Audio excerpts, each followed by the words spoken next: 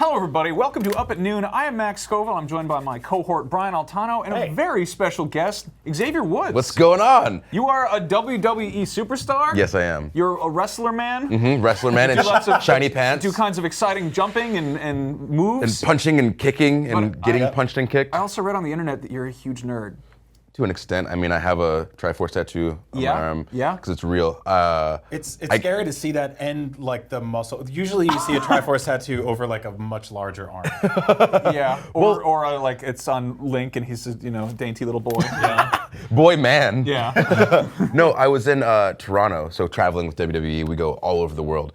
We're in Toronto, super rainy day. I was really trying to find something in the mall, but I couldn't find the mall. And I asked a guy who's on the street, he goes, oh, he tells me where it is. I'm like, oh, thanks, man. And as I turned around to like say bye, I saw him just like wave, and he had a Triforce tattoo on his arm. Wow. But like he was super businessman, so I wouldn't have known. Because I had this thing, like I'm never throwing away any of my gaming shirts because I want people to know, like, this is what I like. I love Double Dash, and I love Zelda, and all this stuff. And I was like, no, just get a tattoo. Then I can go business suave. Well, I've got like a Star Wars tattoo, and occasionally I have that same thing where like a guy on the bus will be like, is that Mandalorian? And I'm like, yeah. So and then you know. Yeah. Then you know. Yeah. So do you feel like nerd culture is kind of moving away from that kind of like hidden in the shadows Fight Club era of like kind of like people used to hide this stuff. Yeah. Right? I mean, like you're jacked. You take care of your body. You. Unless you were just born this way and you're just incredibly lucky. Yeah, my mom, the bizarre shellfish allergy. The labor was really intense. Really? Well, my mom, really? she was bedridden for days. Just punch her. Yeah. That's horrible. What a great visual that was. But I feel like back in the day, if you were like, I like video games, people were kind of like, ugh. Yeah. And then you look at things now, Game of Thrones is the most popular show on TV. Mm-hmm. Marvel movies make $1 billion a year. Mm-hmm. Video games are everywhere. Like what happens now? Because I feel like the nerds have won. Yeah. We're out there. We're out in the streets. You're not covering up your tattoos. Yeah. How do we get to the point where we can just sort of like flaunt it?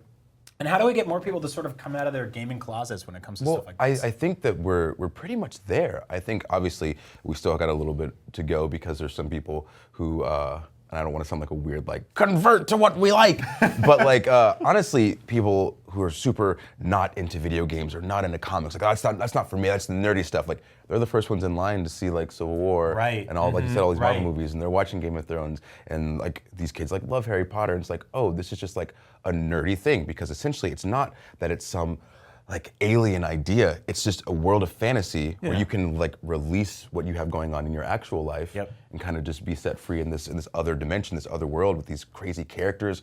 Like you said, it's cool now. Yeah. Kind of we've won.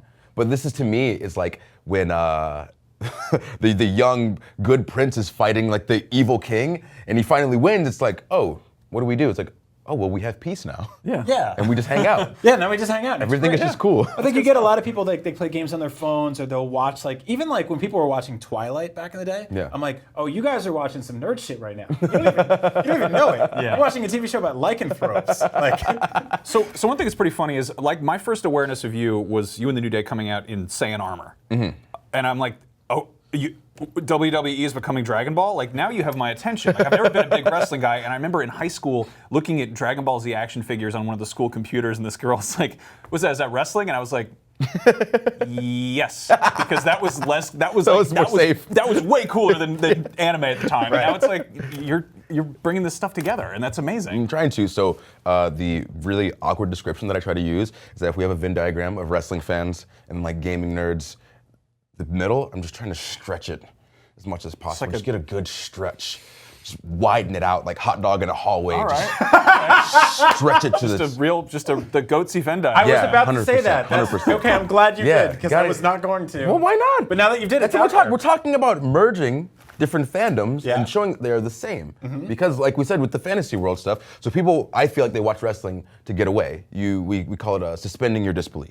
So you know what it is, but you allow yourself to fall into this world, and when you go to live shows, it's like if you've ever been to medieval times, you sit in the section. One of my favorite places in the world. Amazing, right? I've almost been kicked out like that. I get really into those horses. I feel like you've got the ale, like, wench, bring me a flag. And I'm like, no, sir. That's too far. I'm like starting fights with the other team and stuff like that. No, I like legit almost got kicked out of in medieval times. You go full cable guy.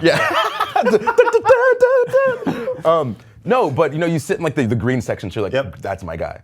100% you cheer for them no matter what. Yep. There's wrestling fans like that. Like, so with New Day stuff, so like you said, we came out in Saiyan armor. So like, for me, like, I try to do what I would have loved to see in wrestling. So if I would have seen that, I'd be like, those are my guys. Yep. No matter what they do, I will cheer for them. Those are my people. And some people have told me like, it's such a niche thing. Like, why wouldn't you do something that's like more far-reaching? It's like, because I don't care. Yeah. Like, I want to reach out to the people that are like me. Yeah. Because that's who I relate to. Like, if you like sports and you like fixing things in your house, cool. That's not me. Yeah. You do you. Well, it's like a Pixar movie where like the kids are there and they're laughing and cheering, but every now and then there's like a weird joke about alcoholism, and there's like a dad in the back like, good one. Exactly. You got me. Exactly. Yeah. Okay, so even just from like a consumer standpoint, so if we are more kid-friendly, kids come to the shows and they go, Daddy, I want a shirt. Daddy goes, oh, you enjoy this, Timmy? You know what? I'll get a shirt too. Now we sold 2 shirts, and we created a situation where that son can bond with his father, and the father can bond with the son, and he sees him light up. Profit deal. I'm just saying, throughout all aspects of it. Because we get,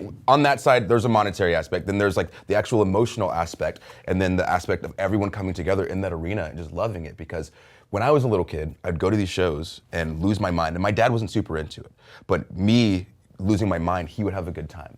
And now we'll see other adult men, other adult women that aren't even with kids. They just kind of come out to the show because, let's check out wrestling. But they're sitting around some kids. Right. Those kids are losing it, and it makes them happy. Yeah. They're like, oh my God, everyone's so into this. Yeah. It's like this group. There's There's a lot of crossover in that goatee you did, because if you think about wrestling, I mean, I grew up watching wrestling, right? And I thinking about why I loved them is, and we're just doing goatees. Get in there, Max. I'm so glad we're putting that in there. I grew up watching wrestling, and I grew up reading comics, and I grew up playing video games. And to me, they all shared the same thing: superheroes. Yes. And the superheroes in wrestling were ones that you could actually go to Madison Square Garden. I went to WrestleMania 10. My dad's friend had box seats, so I saw WrestleMania 10 live. Yeah. I went to the Fan Fest, and the weekend before, I got to meet superheroes. I got to meet people that I saw in costumes who showed up, who played characters. You get to shake their giant hands.